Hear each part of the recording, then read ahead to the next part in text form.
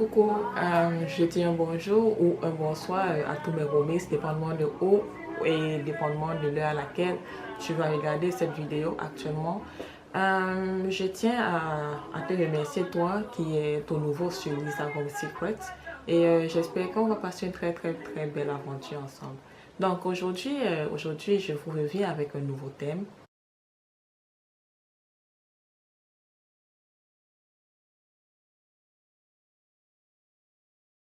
Oui, avant de commencer, avant d'entrer dans le vif du sujet de notre thème, j'aimerais ça d'abord remercier deux youtubeuses.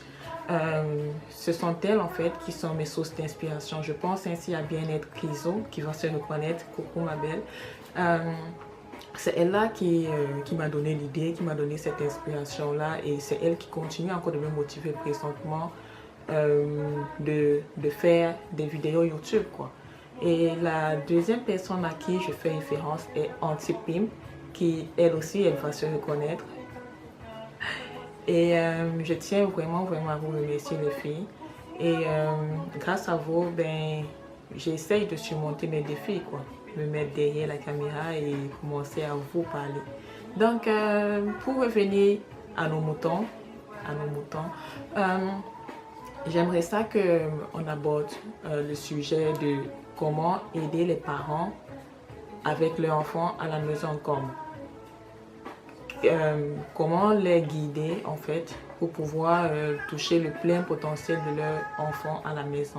Donc je vais parler beaucoup plus en termes de sous-thèmes. Mon premier sous-thème va être celui de la valorisation. Très important, la valorisation. Je vais commencer avec une célèbre pensée, la pensée d'un chercheur de Yam Jinot, qui nous dit on donne la force à nos enfants lorsqu'on reconnaît leurs émotions. Ça veut dire quoi? Ça veut tout simplement dire que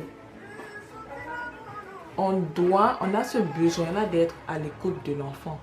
On a ce besoin-là de prêter l'oreille à ce que l'enfant nous dit. C'est pas parce qu'il est tout petit, c'est pas parce que il ne peut pas encore différencier le bien du mal que l'on doit négliger l'enfant ou bien que on ne doit pas prêter attention à ses émotions ou bien à sa façon de fonctionner. Donc, je vais prendre un exemple. Quand on dit par exemple à l'enfant, waouh, tu es trop têtu, vraiment, je ne sais même pas d'où sort cette faculté-là. Tu es vraiment têtu. À la place de dire tu es très têtu, on pourrait par exemple dire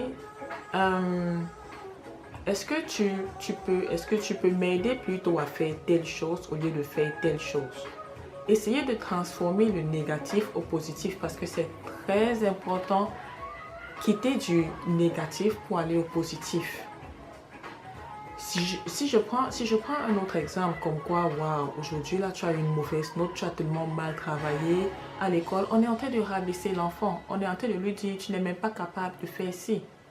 Mais à la place de lui dire tu as eu une mauvaise note, tu n'es même pas capable, on doit plutôt le motiver, on doit plutôt lui dire un truc comme waouh, je vois aujourd'hui tu as eu telle note. Par rapport à la dernière, tu as fait un progrès, même si le progrès n'est pas grand, même si il est tout petit, il a quand même fait un progrès. On doit l'encourager dans ce sens-là, comme on doit lui dire, ouais, tu n'es pas encore arrivé, ce n'est pas encore ça, mais continue, tu vas y arriver, tu es capable de le faire, tu peux le faire. Un dernier exemple que je prendrai, parce que je ne vais pas m'attarder là-dessus, est celui quand on dit par exemple à l'enfant non, je ne veux pas que tu fasses ci, non, je ne veux pas que tu fasses là. Ça encore c'est du négatif. Et nous savons tous que les enfants sont curieux. Les enfants, ils ont envie de découvrir. C'est un nouveau monde pour eux, c'est un nouvel espace pour eux. Ils veulent découvrir les choses autour d'eux. Donc à la place de dire à l'enfant non, je ne veux pas que tu fasses ça, on pourrait plutôt dire waouh, je vois que tu as vraiment beaucoup d'énergie. Tu pourrais venir m'aider à faire plutôt ça. J'ai vraiment besoin d'aide. Tu pourrais, s'il te plaît, à la place de faire, ce que tu veux faire là, viens ici. Comme je l'ai dit, toujours transformer le négatif au positif. L'enfant, il ne va pas se dire dans la tête, waouh, ma maman ou bien mon papa, il m'a dit non, ne fais pas ça. Mais à la place, il me dit plutôt fais autre chose. Ben, c'est déjà ça, quoi. C'est déjà un plus vers l'avant. Le deuxième sous-thème que j'aimerais aborder avec vous est celui de l'encouragement, les félicitations. Je sais que nous, généralement, là, on a cette difficulté-là d'encourager les enfants. On a cette difficulté-là de dire, waouh, bravo, tu as bien fait ça, je suis fier de toi. Super, je suis content, tu es un champion, tu mérites. Généralement, on a cette difficulté-là. Je ne sais pas pourquoi ces petits mots-là sont difficiles à sortir de nos bouches, alors que c'est rien du tout. Et l'enfant, il se sent tellement content, il se sent tellement fier quand tu lui dis waouh, j'aime comment tu fais ça, waouh, c'est super, tu as vraiment bien fait ça aujourd'hui et tout. Ce sont des petits trucs comme ça là qui aident l'enfant à se sentir lui et qui aident l'enfant à s'épanouir. Parce que quand on est toujours en train de rabaisser l'enfant, quand on est toujours en train de gronder l'enfant, ça n'aide pas beaucoup, je me dis. Surtout pour ces familles-là qui quittent le pays et qui adoptent un nouvel environnement, que ce soit à l'étranger, en Amérique, en Asie, bref, dépendamment du nouvel environnement là qui t'accueille. Je pense qu'on devrait aussi, on devrait juger de l'importance d'essayer d'intégrer le nouvel environnement qui se trouve à nous. Donc, je vais continuer avec le troisième thème, le troisième sous-thème, je m'excuse, qui est celui de l'encadrement. Les parents, encadrer les enfants. Encadrer les enfants, c'est très important l'encadrement des enfants, surtout à l'extérieur. Je ne dis pas qu'au pays, là, ce n'est pas important l'encadrement, mais non, là, loin du tout. L'éducation, elle est universelle. Mais encadrer vos enfants. Par quoi je fais allusion à encadrer les enfants?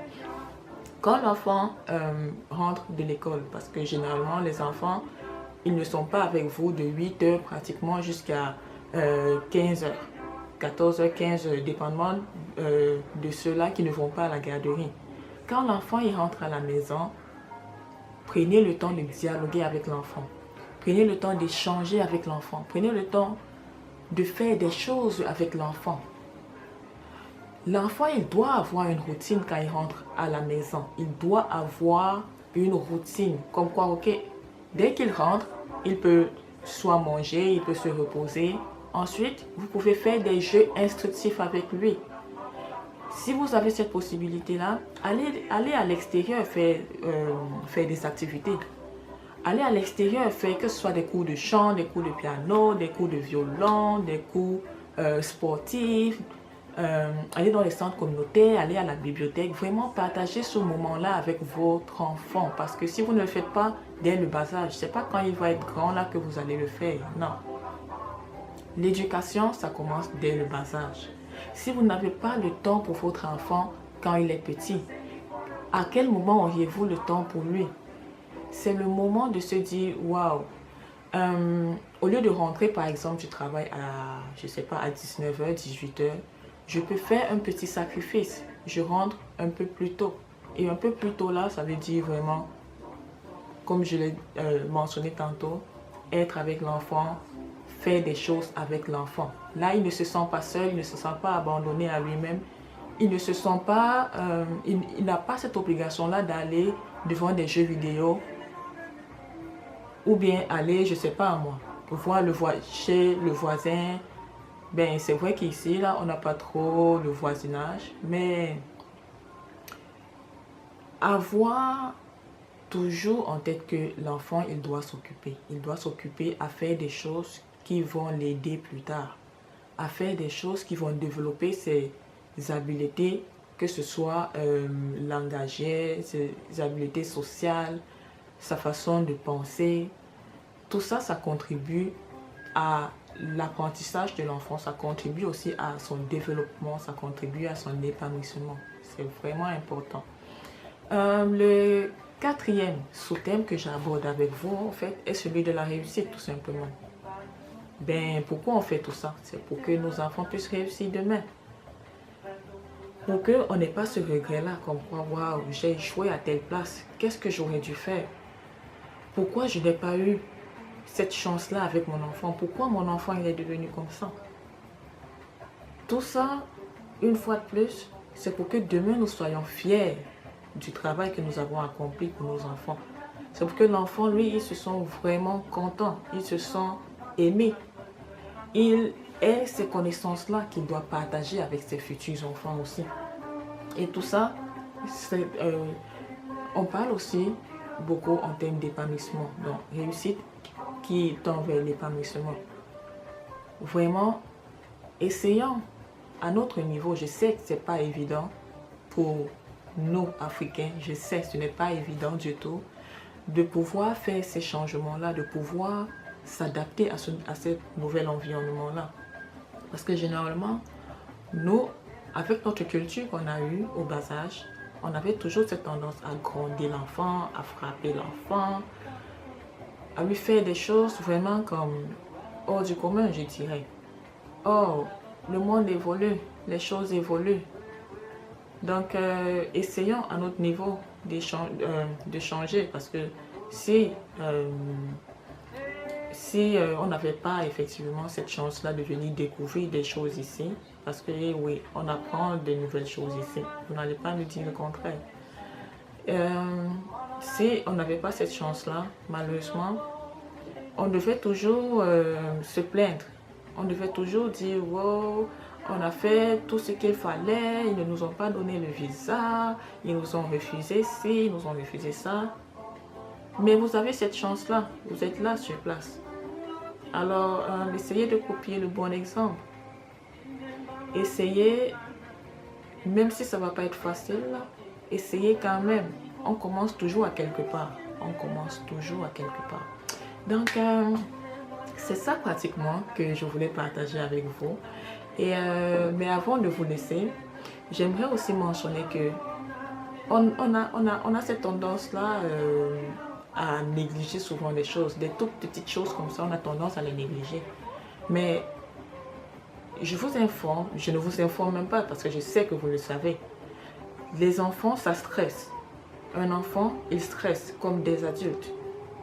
Un enfant, ça peut avoir du cancer. Auparavant, là, on se disait, wow, en Afrique, il n'y a pas le cancer, c'est plus en termes la sorcellerie, ou bien le marabout, ou c'est le maraboutage, ou c'est le maraboutisme, bref. On n'y croyait pas, mais non, ça existe.